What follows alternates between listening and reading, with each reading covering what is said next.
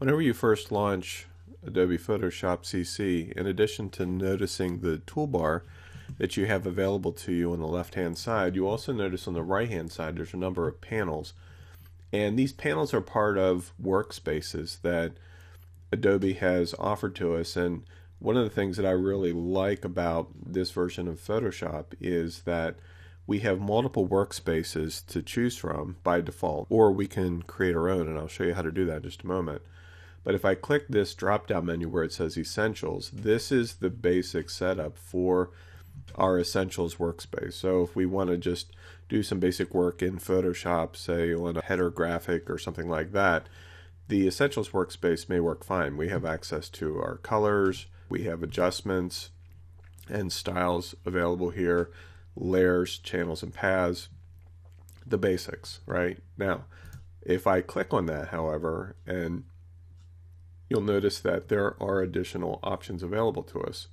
And really these options are based on themes. Like for instance, if we wanted to do work primarily with 3D, which Photoshop now supports a lot of 3D options, we can choose that workspace and it'll change what's available to us that would make the most sense for us if we were working with a 3D object in Photoshop. The same is true with painting. You'll notice that now the primary feature here are our brush presets. We have info, navigator, and properties, all of which are very helpful. And another thing that I want to point out here, you'll notice that this secondary panel is changing as well.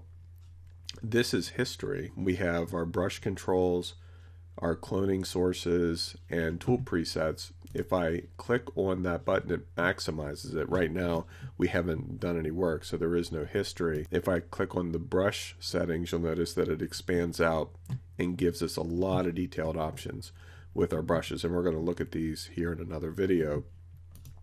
But just additional controls that really give us additional flexibility at our fingertips, but they're nice and neatly hidden away for us. And of course these change as we change our workspaces. So if we choose photography and you want to do a lot of work just on images, you'll notice that once again the primary panels have changed, as have these panels as well.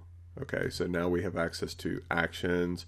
The properties was moved from over here to here because it's really a secondary piece of information. Same with our character tools.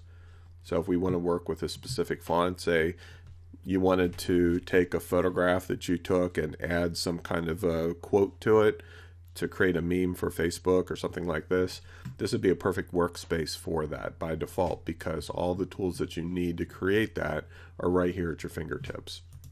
Same with typography. Let's say that you wanted to create something that was type heavy, or you had a lot of words that you wanted to add. By selecting that workspace, you can actually have access to all the primary tools that you need. You can see now character and paragraph are dominant here in this area of the workspace. History is usually a part of this panel always because it's kind of like undo, multiple levels of undo. And we'll take a look at that in future videos. Or you can create your, like let's say that there's specific tools that you use on a regular basis, and that's been true for me. You can go in and organize one according to what you prefer. So if I click on new workspace, I can name it Tony's default, click save, and then you'll notice that it's still the same as what was there. Okay, but now I can reorganize and rearrange this. Like for instance, let's say that I don't really need two versions of, I don't really want the paragraph styles and character styles. I can come up here to window, and you'll notice how there are check boxes next to paragraph styles. I can click on that and it'll remove that. But let's say that I do want to include actions. So or let's say adjustments. So I can click on adjustments and it's already here. Okay. We see it that it's already here. I can actually drag it over here and now it's available to me on a regular basis. So did you see what I did? I just dragged it from this panel over to this one, and the horizontal blue line, which told me that it's ready to dock, inserted it there. So I can literally come down through this list. These are all of the different panels that we have that we can work with, and we can position them anywhere we want. And as we do that, it actually saves it automatically to our workspace. So that if I come up here and say switch back to painting, and then come back again and choose my default workspace, notice that it changes it back to what I originally selected as I was customizing it. So as you begin to use Photoshop on a more regular basis and get used to certain tools that are your go-to tools on a regular basis, you can construct a workspace that you're most comfortable with without having to, constantly switch between the different workspaces.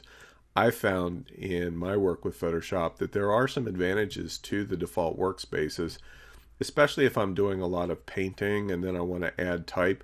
Rather than creating a brand new workspace that has some of the painting tools and some of the type tools, I'll just switch back and forth. You can switch to any other workspace at any given time during your creative process, and it doesn't affect the work that you're doing on your image. It only affects the tools that are available to you. Okay, so workspaces are a very powerful option when working with Photoshop CC.